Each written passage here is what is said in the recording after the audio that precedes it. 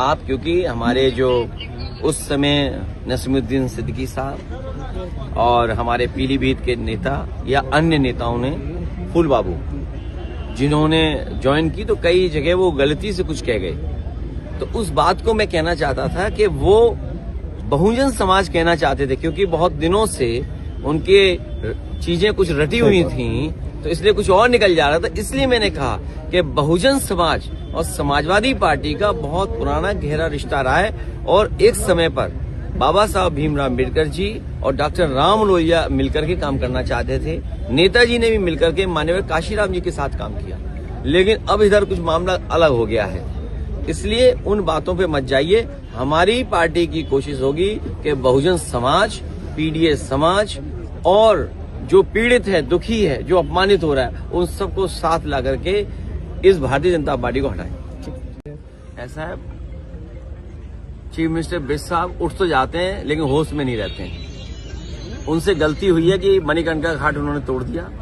पूरे देश के पाल समाज के लोग और सनातन समाज के लोग इनसे नाराज हैं क्योंकि उन्होंने केवल मणिकर्णिका घाट नहीं बल्कि माता अहिल्याबाई जी का वहां पर मूर्ति लगी थी, उस मूर्ति को उन्होंने तोड़ा है। केवल मूर्ति नहीं तोड़ी, 100 मंदिर तोड़े हैं इन्होंने।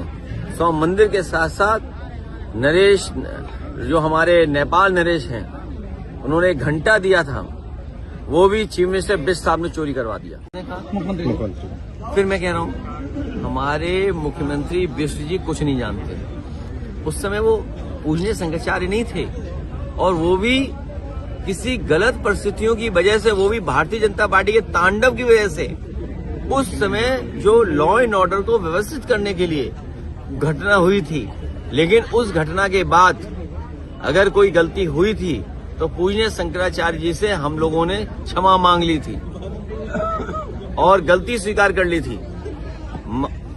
पूजनीय शंकराचार्य जी का रथ इन्होंने धक्का मारा, गंगा में स्नान नहीं करने दिया। सोचिए,